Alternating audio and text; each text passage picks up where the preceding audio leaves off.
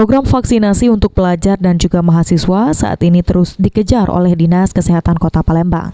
Hal tersebut bertujuan untuk memenuhi kecukupan vaksinasi di Kota Palembang saat ini.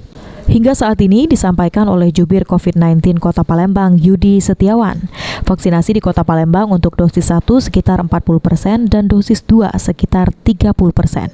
Sedangkan untuk memenuhi Kota Palembang agar menuju herd immunity, cukupan vaksinasinya harus mencapai 70%. Ya, jadi kita cakupan tetap kita tingkatkan. Sekarang Kota Palembang masih sekitar 40% untuk dosis 1 dan dosis 2-nya masih sekitar 30%.